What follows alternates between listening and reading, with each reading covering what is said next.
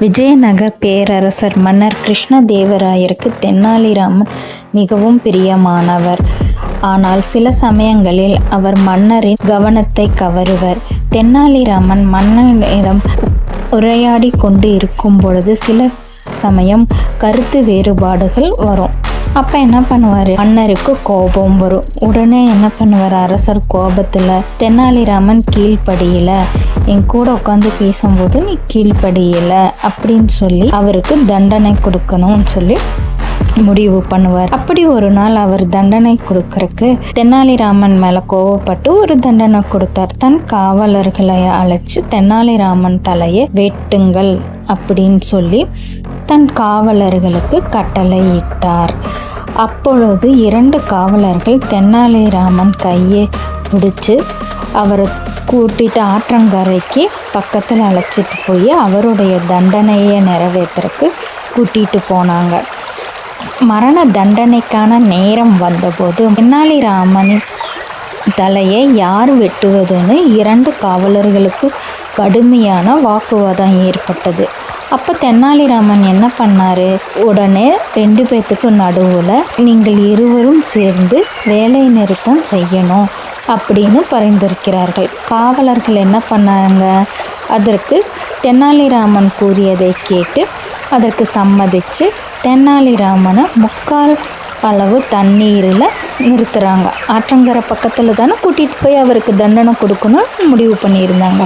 அதனால் 3/4 வாசி தண்ணீருக்கு நடுவில் நிறுத்துகிறாங்க. காவலர் வாளை எடுத்து உயர்த்திய போது ராமன் என்ன பண்ணுறாரு, என்னுடைய கடைசி ஆசை அப்படின்னு சொல்லி அவர் சத்தம் போடுறாரு. காவலர்கள் வாளை கீழே இறக்கிட்டு தெனாலிராமன் கிட்ட போய் உங்களுடைய கடைசி ஆசை என்ன அப்படின்னு காவலர்கள் கேட்குறாங்க.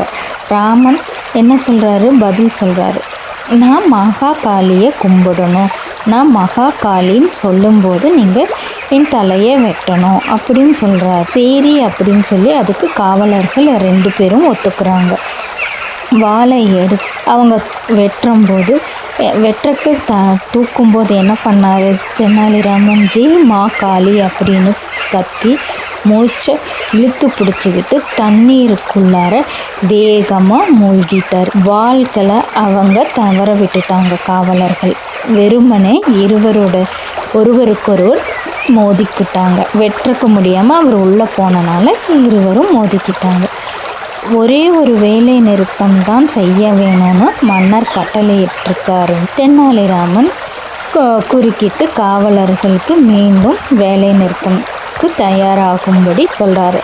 அப்பொழுது அவர்கள் தவறவிட்டால் அவர்களால் மீண்டும் வேலை நிறுத்தம் செய்ய முடியாதுன்னு சொல்கிறாங்க.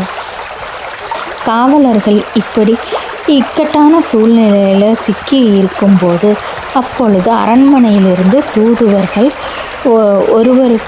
ஒருவர் ஒடியாந்து தண்டனையை நிறுத்துங்க, தெனாலிராமனை வெட்ட வேண்டாம், அரசர் தெனாலிராமனை மீண்டும் அரண்மனைக்கு கூட்டிகிட்டு வர சொல்லி கட்டளையிட்டிருக்காரு அப்படின்னு சொல்லி காவலர் சொல்கிறாங்க. காவலர்கள் தெனாலிராமனை விடுவித்து அரண்மனைக்கு அழைத்து செல்றாங்க. தெனாலிராமன் அரண்மனைக்கு போக ஆரம்பிக்கிறார்.